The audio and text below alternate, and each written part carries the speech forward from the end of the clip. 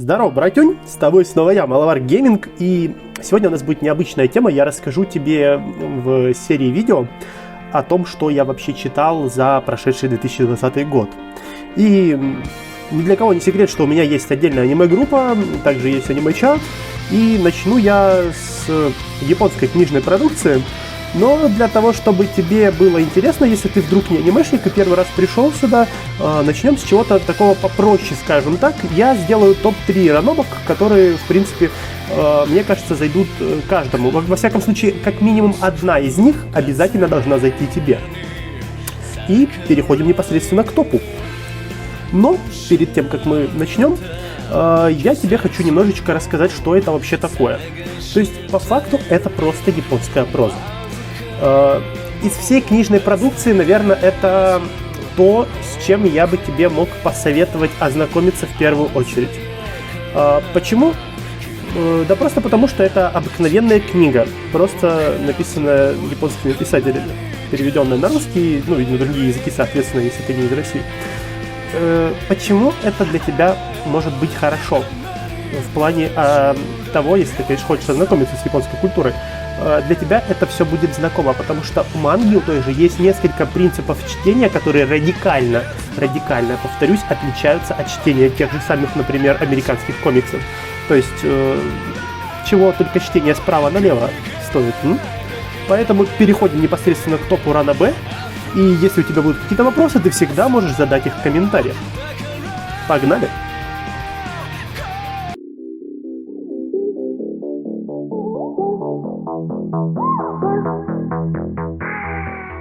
И на третьем месте у меня расположилась Re:Zero «Жизнь с нуля в альтернативном мире». Повествует данная история нам о чуваке, попаданце, который, идя в своем собственном мире в магазин, вернее, из магазина, попадает в альтернативный мир. И здесь начинается самое интересное отличие, в отличие вот от кинематографа, книжной индустрии, потому что обычно у нас там парень верхом на белом коне спасает принцессу, убивает дракона, и все вот эти вот милости и пряности, а здесь у нас наоборот, чувак попадает в альтернативный мир, его начинает метелить местная шпана, и местная принцесса просто врывается и как бы его спасает, вот. Такая у нас завязочка. Дальше рассказывать не буду, потому что посмотрите, либо почитайте сами. Есть аниме, есть ранобка, есть манга, насколько я знаю, поэтому вариантов ознакомиться с произведением куча. Я решил для себя, что вот в книжном оформлении это все-таки мое, наверное, для первого знакомства, поэтому третье место, реально я считаю, что продукт качественный. Переходим дальше.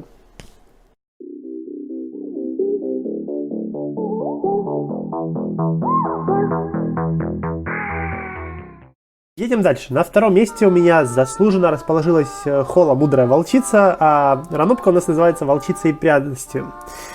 Здесь у нас есть два главных действующих лица. Это непосредственно торговец Лоуренс, который как-то раз находит у себя в телеге спящую под снопом пшеницы девушку. И девушку эту зовут как раз-таки Хола. Она у нас некое божество, мудрая волчица. И именно с этими двумя действующими лицами у нас будет связана вся повествовательная часть. На данный момент у меня есть 4 ранобки, и реально вот я читаю и чувствую, как прогрессирует автор вместе с этой историей. То есть вот обычно, когда я досматриваю то же самое аниме, да, будем проводить параллели, то к 3-му, к 4-му сезону, либо даже сериал, да, тот же самый, обычно я смотрю и наблюдаю четкую тенденцию деградации всего съемочного, либо повествовательная часть обычно загибается. Здесь же как раз-таки нет, здесь вот реально сюжет раскручивается, развивается, нет той вот затянутости происходящего, то есть вот, ну, действительно это топ, это реально топ, но почему не первое место старое, скажете вы? Да потому что просто не каждому зайдет и не каждый поймет. Я для себя провел яркую параллель с «Мертвыми душами», на самом деле, да, не стареющей классикой. То есть у нас есть предприимчивый торговец Лоуренс, который изначально живет, скажем так, не всегда честно, очень хитрый, очень умный, предприимчивый парень. И есть Холла, соответственно, которая также не менее хитрая и умная.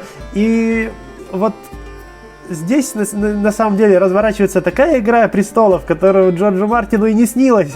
То есть проект реально стоящий, классный. И я просто реально не знаю, как описать это все без спойлеров. То есть, ну, если, например, в «Мертвых душах» Чичиков у нас ставил перед собой цель собрать как можно больше душ, подняться по какой-то карьерной лестнице и, соответственно, преследовал какие-то свои личные амбиции и выгоды, то здесь у нас то же самое по факту, просто это обернуто настолько в современную оболочку, это настолько нестареющая классика, а это действительно классика, потому что, ну, уже не один десяток лет первой части, что, ну, поневоле удивляешься и видишь перед собой действительно классный проект, который заслуживает твоего внимания. Заслуженное второе место.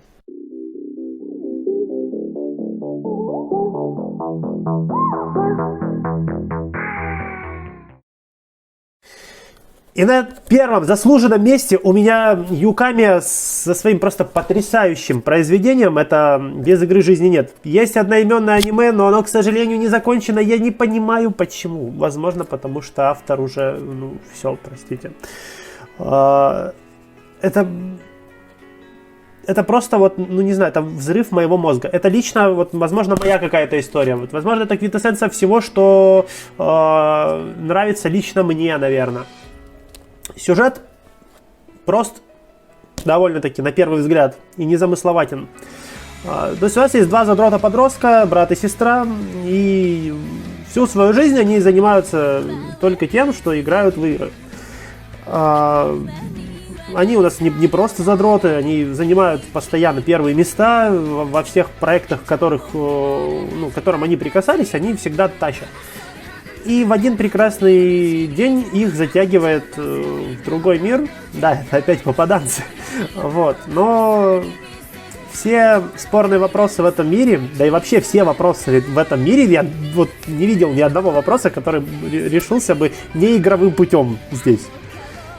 И это обставлено настолько классно. То есть тут люди целые королевства проигрывают просто за одну партию, грубо говоря. Дальше ничего говорить не буду. Обязательно, вот просто обязательно ознакомьтесь, потому что это реально топ. Я не знаю, я не видел, не встречал ничего лучше. У меня как бы полная коллекция.